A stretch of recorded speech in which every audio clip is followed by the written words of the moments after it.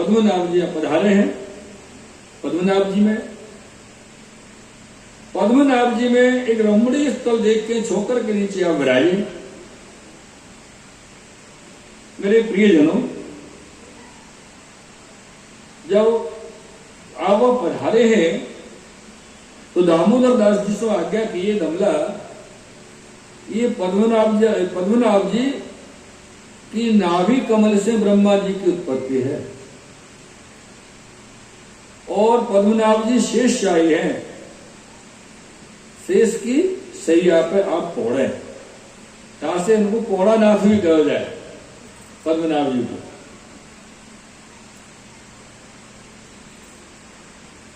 इतने में देखे तो श्री पद्मनाभ जी आपके पास पधारे, तो आप श्री ठाड़े होकर पद्मनाभ जी को प्रणाम किए। श्री पद्मनाभाय नमः नमस्कार किए हैं।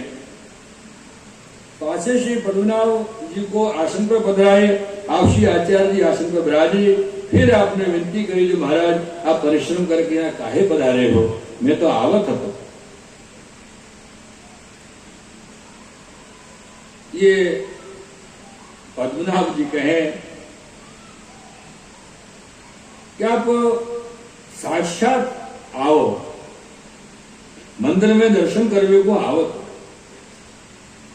कि परिश्रम करके आप दक्षिण में इतनी दूर से दक्षिण से पधारे हैं, तो हम मंदिर से निकल के यहां तक आए तो कौन बड़ी बात। ऐसे पद्मनाभ जी श्री आचार्य चरण श्री महाप्रभु जी से कहे, आप तो देवी जीवन पर कृपा करने के लिए, शरण लेने के लिए, तामसी जीवन को उद्धार करने, शरण लेने के लिए दक्षिण से यहां तक पधारे हो, तो हम तो आए हैं।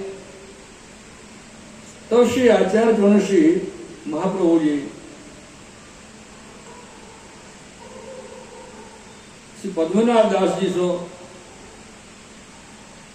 नमस्कार किए और पद्मनाभ दास जी अपने मंदिर में पधारे और श्री आप अपने कृपा कटाक्ष द्वारा अनेक जीवन के मनोरथ पूर्ण कर रहे हैं, ऐसे श्री पद्मनाभ दास जी कहे हैं।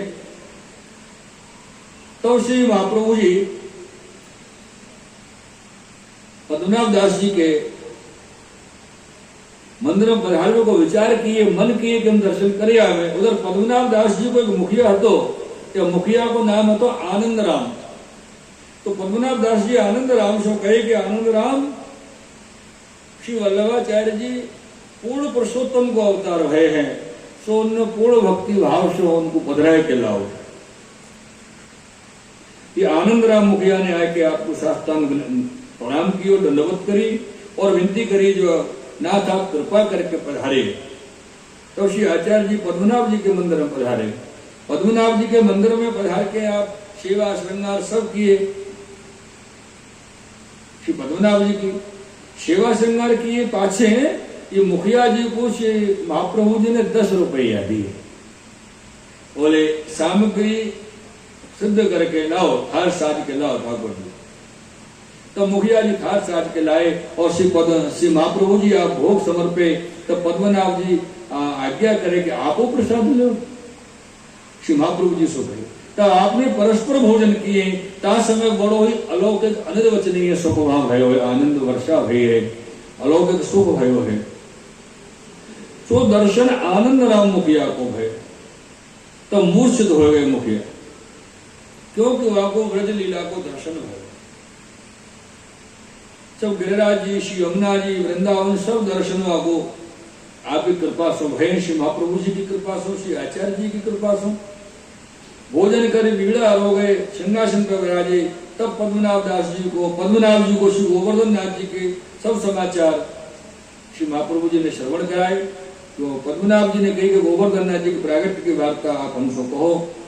श्री गोवर्धन नाथ जी कैसे प्रकट हुए, कौन भांति सो भय, का लीला की, सब चर्चा श्री पद्मनाभ जी को श्री महाप्रभु जी श्रवण कराए। तब वो मुखिया को भान में लाए। तो श्री पद्मनाभ जी कहें कि देवी जीव है, क्या वो शरण में लीजिए। मुखिया जी ने महाप्रभु जी से विनती करी, मुझको शरण लीजिए, कृपा कीजिए। तो श्री आचार्य चरण वासों आनंद राम जी सो कहे कि आनंद, तुम तो श्री पद्मनाभ जी के कृपा पात्र हो। तो पद्मनाभ जी कहे कि नहीं, ये देवी आप इनको शरण में ले जी।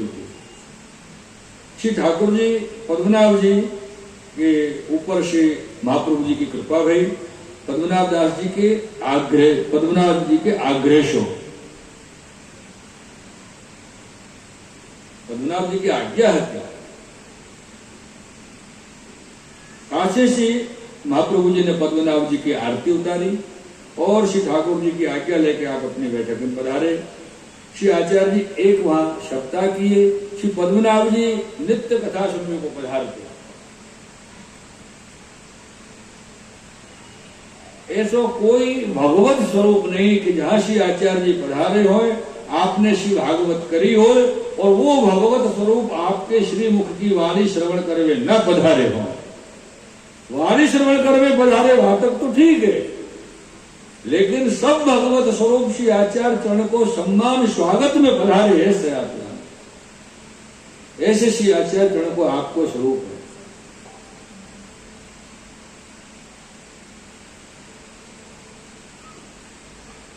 ये सप्ताह के पीछे जब सप्ताह की समाप्ति भई तो आप श्री तामसी जीवन को अंगीकार किए और अनेक तामसी जीवन को अंगीकार करके आप पद्मनाभ जी की आज्ञा से आप आगे पधारे हैं और यहाँ पद्मनाभ जी से आप विजय किए हैं, विदाई लिए हैं।